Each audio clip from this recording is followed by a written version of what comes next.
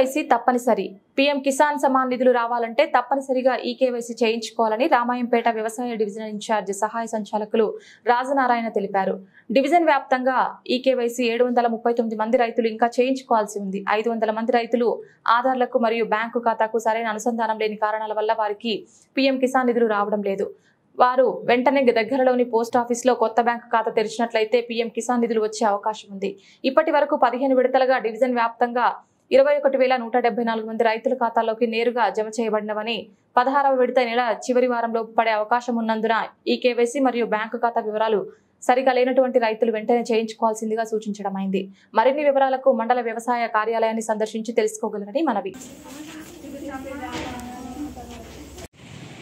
అందరికీ నమస్కారం. పీఎం కిసాన్ సమ్మాన్ నిధులు పడాలంటే తప్పనిసరిగా ఈకేవైసీ చేయించుకోవాల్సి ఉంటుంది. ఇప్పటి వరకు రామాయంపేట డివిజన్ వ్యాప్తంగా 21,174 మంది రైతులకు 15 విడతలుగా పీఎం కిసాన్ సమ్మాన్ నిధులు రావడం జరిగింది.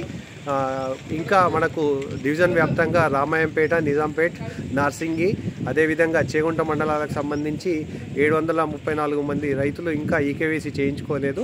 అదేవిధంగా 500 మంది రైతుల యొక్క ఆధార్ కార్డు మరియు బ్యాంకు ఖాతా వివరాలు సరైన విధంగా ఎన్క్లోజ్ చేయనందువలన వారి ఖాతాలు కూడా డబ్బులు జమ కాలేదు. వారు వెంటనే వారికి పీఎం కిసాన్ నిధులు రావాలంటే తప్పనిసరిగా దగ్గరలో ఉన్నటువంటి పోస్ట్ ఆఫీస్లో ఖాతా చేయాల్సి ఉంటుంది. కాబట్టి ఈకేవైసీ తప్పనిసరిగా వీళ్ళందరూ కూడా చేయించుకోవాల్సిందిగా రైతులకు సూచించడం జరుగుతుంది. ముఖ్యంగా ఈకేవైసీ 3 రకాలుగా చేసుకునే అవకాశం ఉంటుంది. ఒకటి, మొబైల్ ఫోన్ ద్వారా వాళ్ళు సొంతంగా చేసుకోవచ్చు. లేదంటే దగ్గరలోని మీ సేవా సెంటర్ కానీ సిఎస్సి సెంటర్ను సందర్శించి కూడా చేసుకునే అవకాశం ఉంటుంది. ఏలుముద్ర వచ్చిన వాళ్ళు ఈ 2 విధానాల ద్వారా చేసుకోవచ్చు.